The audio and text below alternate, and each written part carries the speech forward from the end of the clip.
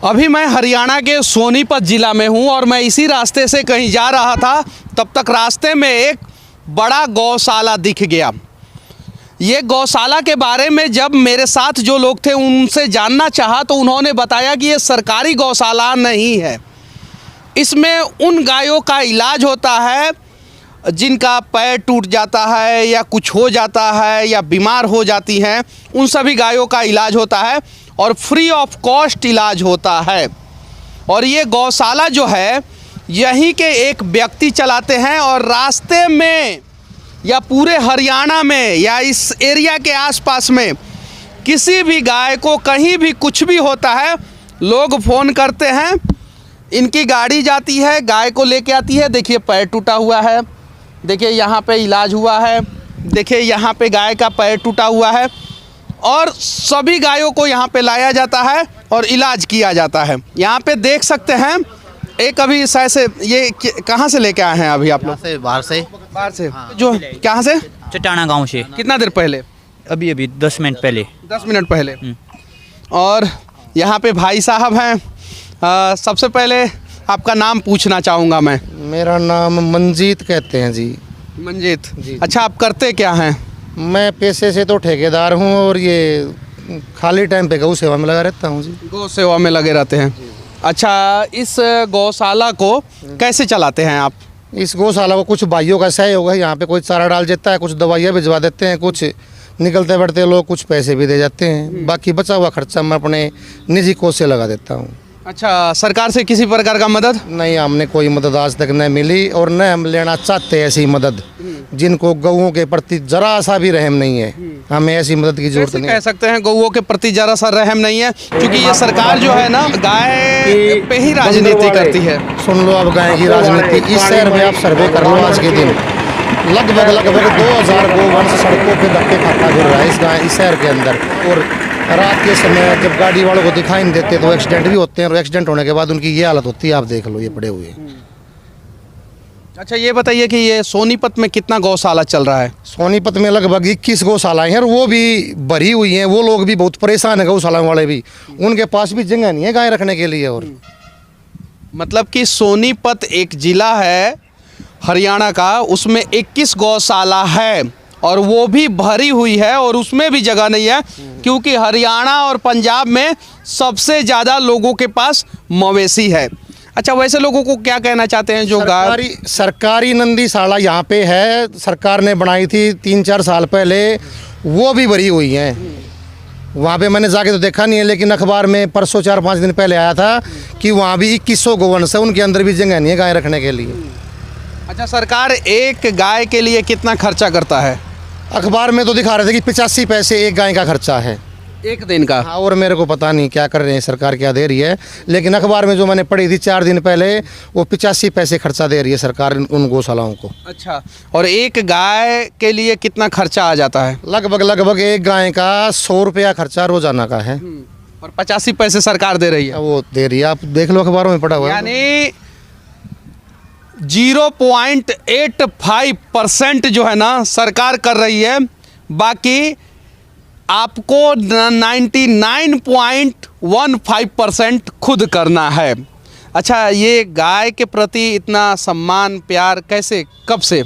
ये जब बचपन से ही हम छोटे थे, जब हमारे गांव में गौशाला थी तो मेरे दादाजी मेरे को जब 3-4 साल का था, मैं 7 गौशाला में लेके जाया करते। और हमारा परिवार वैसे भी सेवक था गौओं का, और हमारे घर में 2 जोड़ी बैल थे और घर में गायें थी, गाय का ही दूध पीते थे हम, और उन्हीं बैलों से हमारे घर में खेती होती थी 100 बीघा।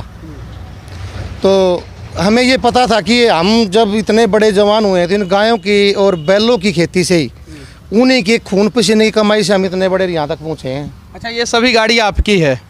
ये गाड़ी, हाँ ये गाड़ियाँ, ये एम्बुलेंस हमारी है, ये डॉक्टर की है। ये एम्बुलेंस आपकी है? हाँ, एक एम्बुलेंस का भी शहर में गई हुई है गाय उठाने। हाँ। और ये मेरी गाड़ी है। ये थार आपकी गाड़ी है? जी, मेरी गाड़ी। उस पे ओम। जी जी जी। और इस पे भारतीय संस्कृति रक्षा दल को बचाने के लिए हम ये लगे हुए हैं। ये लगे हुए हैं। अच्छा, ये बताइए कि थार से उतर के और गौ का सेवा करते हैं, कैसा महसूस करते हैं? देखो, थार तो हमारा एक निजी वाहन है घूमने के लिए, वैसे भी जल्दी से कहीं भी चले जाएं। थार हमें ये शौक में नहीं ले रखा कि भाई थार बहुत महंगी गाड़ी है, अच्छी गाड़ी है, ऐसा कुछ नहीं है। गाड़ियाँ तो लोग 5-5 करोड़ की में 2-2 करोड़ की में भी घूमते हैं। मैं तो साइकिल पे भी चला जाता हूँ और मैं तो बसों में भी घूमता हूँ। हर साल तो नई एम्बुलेंस निकलती है हमारी, एक इतनी चलती हैं गाड़ियाँ रोज़ाना। अच्छा ये बताइए कि गाय के प्रति इतना लगाव और हरियाणा में इतना फेमस कैसे हो गए? हरियाणा में फेमस तो मैं नहीं हूँ, बिल्कुल भी फेमस की तो कोई बात ही नहीं। हम तो बहुत एक सारे लोग जो है आपको गाय के प्रति जानते हैं, जो मैं जान पाया हूँ वो मैं बता रहा हूँ। हम जब हमें जन्म से ही गाय दिखी, गाय का दूध पिया हमने, तो गाय की जैसी बुद्धि हो गई हमारी। ये साइंटिफिक बातें ये है कि 10 ग्राम घी के हवन में प्रवाहित होने से, प्रवाहित होने से जब 1 टन ऑक्सीजन शुद्ध हो सकती है, तो क्या उस गाय का घी और दूध खाने पीने से व्यक्ति की आत्मा शुद्ध नहीं हो सकती क्या? हमारे ऊपर भी मुकदमे लगे, पुलिस के साथ हमारी मुठभेड़ें हुई हैं, गोलियां लगी, हमारे बंदे भी मरे हुए हैं, बहुत ज़्यादा गोलियां लग के हमारी गाड़ियां भी टूटी हैं, मेरे पे भी गोलियां चली हैं कई बार। अच्छा गायों को कैसे बचाया जाए? जो गाय की स्थिति ये दयनीय हो चुकी है, उसके लिए दूसरे धर्म के लोग दोषी हैं या हिंदू ही दोषी हैं? हिंदू ज़्यादा दोषी हैं, दूसरे धर्म को हम क्यों बोल लेंगे? हमारे हिंदू ही ज़्यादा दोषी हैं। दूध पी के उसी गाय को सारी उम्र दूध पीते हैं और फिर वो बूढ़ी हो जाती है, उसको घर से निकाल के बाहर कर देते हैं सड़क के ऊपर। वैसे तो उसको अपनी माता मानते हैं और उसके बाद सारी उम्र दूध पीते हैं और फिर घर से बाहर निकाल देते हैं। तो कौन दोषी हुआ? कल को अब तो यह हालत है, अगर ऐसे ही चलता रहा तो आने वाले समय में बुजुर्ग माँ बाप को भी सड़कों पे बाहर निकाल लेंगे ये लोग। अभी भी निकालते हैं, बहुत सारे अनाथ आश्रम चल रहे हैं तो फिर देख लो और उसमें भी जगह की कमी है। तो ये संस्कृति और सभ्यता की रक्षा करना हमारा कर्तव्य बनता है और इसके लिए हम किसी दूसरे को दोषी ना ही माने तो अच्छा है। इसके लिए हम खुद ही दोषी है और अपने अंदर सुधार करना होगा हम लोगों को। अच्छा आपने जो बताया कि इससे भी बड़ा जो है हॉस्पिटल जो है 2 जगह पे चल रहा है, झज्जर में और रोहतक में है। इनसे उन्हीं को देख के मेरी आत्मा इधर हुई थी कि भाई गाय की सेवा ऐसी। पहले मैं वहीं भेजता था, लेकिन वहाँ पे क्या था, समय एक गाय का सारा दिन लग जाता था, एम्बुलेंस जाती छोड़ने और वापस आती। उसके बाद फिर हमने समय को बचाने के लिए यहीं पे मेडिकल बना दिया। यहीं पे मेडिकल बना दिया। अच्छा ये सालाना कितना खर्च हो जाता होगा इस पे? बस सालाना खर्चा तो हमें पता नहीं है भैया। यहाँ पे इसका लगभग 3-3.5 लाख रुपए महीने का खर्चा है यहाँ का। ये लड़का आड़त की दुकान है इसकी, सब्जी मंडी में 2 पैर तक अपनी दुकान संभालता है। उसके बाद यहाँ पे निस्वार्थ भाव से सेवा करता है। अपने घर से जो शहर में जो जख्मी कोई गाय मिल जाती है तो अपने खुद के पैसों से दवाई लगाता है और ज़्यादा सीरियस होती है तो एम्बुलेंस ला के यहाँ ले आता है उसको। अच्छा क्या बता रहे थे आप, मेडिसिन का रेट जो है कोरोना में बढ़ गया? हाँ जी, बढ़ गया 2.5 गुना। हाँ। युवा हैं आप, हाँ जी। दुकान भी आपका चलता है और उसके बाद से यहाँ पे गाय की सेवा करते हैं। लड़कियों के पीछे क्यों नहीं भागते हैं कि गाय के पीछे भागते हैं? अब 5 साल तो शादी को हो गए भाई, 3 साल का बेटा है और वो पहले भी नहीं भागे लड़कियों के पीछे। तो जो घर के हमारी संस्कृति है वो ये नहीं बताती हमारे को। चलिए इन जैसे युवाओं से हमें सीखने की ज़रूरत है, जो अपना काम करते हैं और उसके बाद से 12 बजे के बाद से जो है ना आके इस गौशाला में जो है समय देते हैं और गायों की सेवा करते हैं। इस देश के सभी युवाओं को आगे आना होगा। बिहार के एक समाजसेवी आदरणीय गुड्डू बाबा ने 2009 में हाई कोर्ट में एक PIL दायर किया और पता चला कि 87 गौशालाएं बिहार में हैं, लेकिन 87 में से सिर्फ और सिर्फ 26 गौशालाएं चल रही है, बाकी सभी गौशालाएं बंद है। या तो गौशालाएं की ज़मीनें जो है ना गौ रक्षकों ने बेच दिया है। कड़वा है लेकिन इस बात को हमें एक्सेप्ट करना होगा। हरियाणा के सिर्फ और सिर्फ सोनीपत में 21 गौशालाएं चल रही है और फिर भी गाय जो है सड़कों पे है। तो ज़रा सोचिए, हरियाणा की जनसंख्या सिर्फ 2.5 करोड़ है और बिहार की जनसंख्या 13 करोड़ है। क्षेत्रफल के भी हिसाब से हरियाणा से 3 गुना ज़्यादा बड़ा बिहार है। तो बिहार के हर एक ज़िला में कितना गौशाला होना चाहिए? बिहार में वर्तमान समय में कम से कम 1000 गौशालाएं होनी चाहिए, लेकिन सरकार के द्वारा 87 गौशालाएं हैं, उसमें से 26 चल रही है, बाकी सब चल नहीं रही है। यानी गाय के प्रति जो है ना सरकार कितना जवाबदेही है। आप जानवरों की बात करते हैं, उसके लिए इंटरनेशनल ऑर्गेनाइजेशन बना देते हैं पेटा, और वो पता नहीं क्या काम करता है क्या नहीं करता है, लेकिन गायों की रक्षा करना हमारा कर्तव्य बनता है क्योंकि हमारी संस्कृति सभ्यता से जुड़ी हुई है। तो इसके लिए सभी सरकारों को आगे आना होगा। लेकिन गाय तो एक सांप्रदायिक विवाद का जरिया बना के कुछ लोग वोट बैंक की राजनीति करते हैं। सच्चाई है भी, इसमें कोई दो राय नहीं है, लेकिन शरीर के अंदर, मनुष्य के अंदर जितनी भी बीमारियां हैं, सभी बीमारियों के दवाइयाँ भारतीय गाय के अंदर है। गौमूत्र से लेके पंचगव्य में, घी में, दूध में, दही में, गौमूत्र में, सभी दवाइयाँ उसी के अंदर हैं। ये जितने महंगे महंगे हॉस्पिटल हैं, अभी वहाँ पे जाएंगे ना, हॉस्पिटल के अंदर मरीज़ कोई भी जाता है तो ये कहते हैं कि 5 लाख रुपए लग गए तब जाके हमारा व्यक्ति बचा है। न तो डॉक्टर को याद रखते कि डॉक्टर ने जान बचाई, बस पैसे ही दिखते हैं कि 5 लाख रुपए लग गए तब व्यक्ति बचा है। किसी भी जीव को बचाने के लिए कोई भी व्यक्ति अगर ये बोले ना कि भैया रोड पे एक्सीडेंट हुए हुए पड़े रहते हैं जीव, लेकिन साथ में देखते देखते निकल जाते हैं। ये हम डेली रोज़ाना कार्य हमारा जो हम देखते हैं सड़कों के ऊपर। शाम को जाकर न और क्लबों में, 5 स्टार होटलों में, वहाँ पे 5-5, 10-10 हज़ार रुपये लगा देंगे, लेकिन किसी भी गरीब व्यक्ति का इलाज नहीं करवा पाएंगे वो व्यक्ति। तो गलत कौन है? गलत तो पैसे ने गलत बना दिया ना, सब कुछ समाज ही गलत हो गया।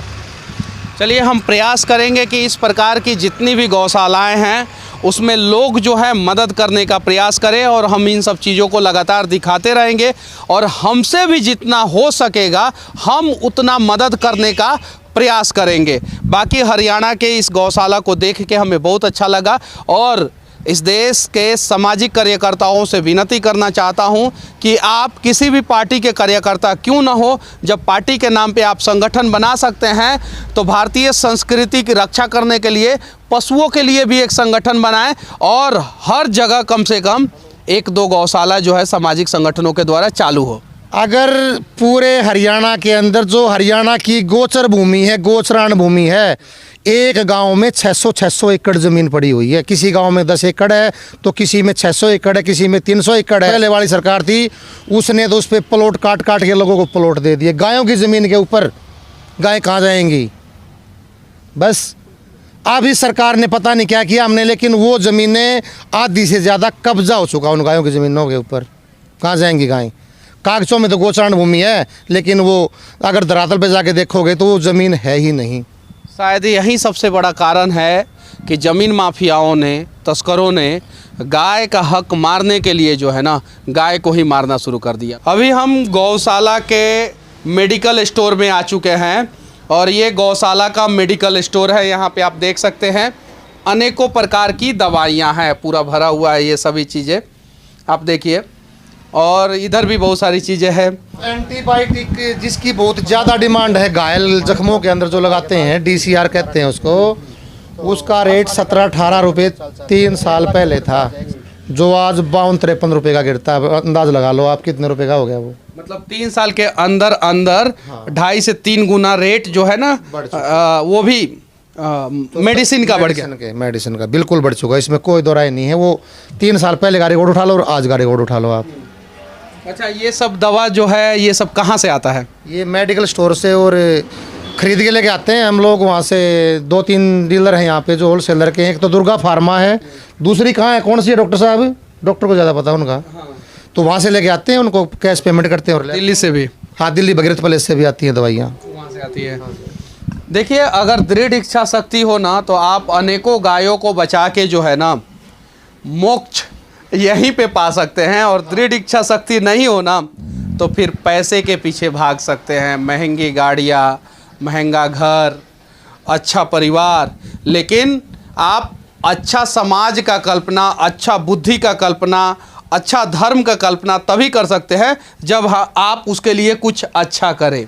और इस प्रकार का गौशाला जो है ना लगभग हर एक पंचायत में एक होना चाहिए, हर एक पंचायत में, और उसके अलावा हर घर में एक गाय तो होना चाहिए। हाँ हाँ बिल्कुल, हर घर में जिस दिन एक गाय हो जाएगी उस परिवार की बुद्धि ही ठीक हो जाएगी। ये सच्चाई है, इसमें कोई दो राय नहीं है। और गाय का दूध पीने से, गाय का घी खाने से जो है अनेकों प्रकार की बीमारियां भी दूर होती है। तो प्रयास किया जाए कि एक बार अपने संस्कृति की तरफ लौट के देखा जाए, क्या पता अनेकों समस्याओं का समाधान हो जाए। या बाकी हमारा ये प्रयास कैसा लगा आप लोग कमेंट करके ज़रूर बताएं, और गाय को संस्कृति का रक्षक समझे, न कि सांप्रदायिक दंगा का एक जड़।